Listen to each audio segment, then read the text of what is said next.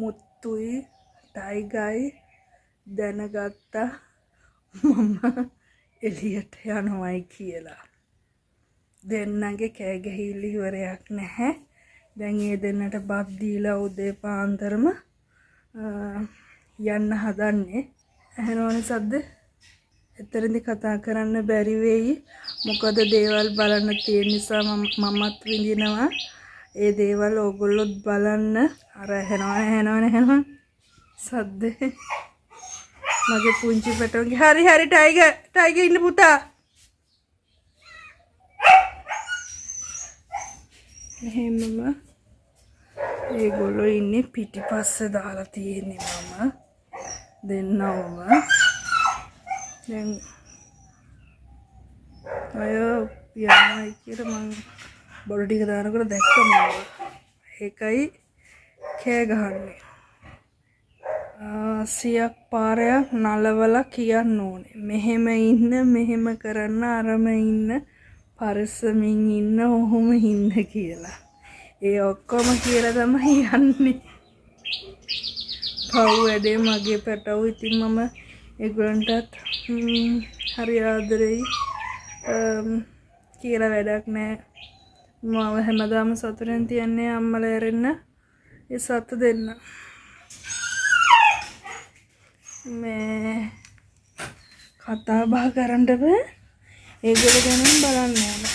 පේනවනේ සද්ද. දැන් මං ඔතනට යන්නේ නැත්තේ මේ මාව දැක්කොත් තව කුලප්පු වෙන නිසා. තව කෑ ගහනවා මාව දැක්කොත්. අනේ මාව ගෙනියන්නකෝ කියලා. අනේ ඔයාලා කොහෙද යන්නේ කියලා වගේ. අනේ වගේ. ඉතින් ඒක නිසා සද්ද නැතුව මෙහෙමම ඉන්නවා. යනකොට විතරක් අනේ කියලා යනවා. කාලන ඉන්න දැන්. ඒක නිසා දැන් අපි ගියාම සමහර කඩේ මෙයා නිදාගනි. බබා මෙහෙන්න පුතේ. එන්න. ය. දැක්ක නේද මං කතා කරන්න නැති හේතුව. මම හිමින් කතා කරන්නත් ඒකයි. වැඩි සද්ද බද්ද දැම්මොත් හිතන්නේ මේ දැන් හරි හැපි, අපිත් හැපි, ඒගොල්ලන්ටත් හොඳයි.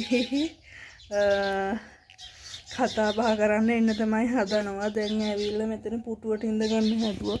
මේ තියෙන්නේ එයාගේ පුටුවට ඇවිල්ලා එයා ඉඳ ගන්න හැදුවා ඉස්සරහ. මේ ඊට කලින් මේ එයාව අම්මා ගෙනිච්චා ආයි ටිකක් කන්න දෙන්න කියලා. දෙන්නගේ හුරතල් දැඟලිල්ල තමයි තියෙන්නේ. ඉතින් ඒ දැඟලිලි නිසා මට පාළුවකුත් නැහැ. මේ දවස්වල ගොඩක් විසි. හරියම විසි. ගොඩක් වැඩ තියෙනවා. ඒ කියන්නේ මේ දවස්වල කිසි නිින්දක් නැහැ. ඉතින් ඒ සම්බන්ධව තමයි කටයුතු කරගෙන යන්නේ. බලන්න දැන් තවත් කෙන්දරි ගන්නවානේ.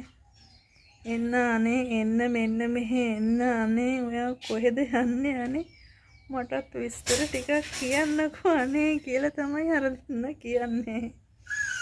ලොකු එක්කෙනාට වඩා මේ පොඩි එක්කෙනාට තමයි ඉන්න බැරි. vlog එකේ ඊතරු ටික එතනදී බලන්න. මේ දෙන්න නිසා මට සද්ද කරන්න බෑ. අනේ මට යන්න බෑ දුකයි. මේ මට ගෙදර ඉන්න බෑනේ.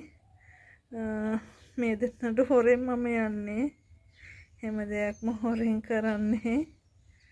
ඉතින් මේ එතනට ගිහිල්ලා vlog එක ඊතර ටික බලමු ඒ ලොකේෂන් එකේදී. මේ තියෙන්නේ ගලේ දේවාලේ. ඉතින් අපි ගිය වෙලාව තමයි මේ එදා සෙනසුරාදා දවසක් සෙනග වැඩියෙන් හිටියා. ඉතින් ඔය ඉන්නේ මේ කිරිබත් කන්න තමයි ඔය පොලිම තියෙන්නේ. එක බාරහාර වලට ඒ අය ගෙනල්ලා තිබිලා තියෙනවා. ඉතින් අපිටත් හම්බ වුණා. මේ ගොඩක් හොඳ තැනක්. මම කියනවා ඕගලන්ටත් ගිහිල්ලා බලන්න.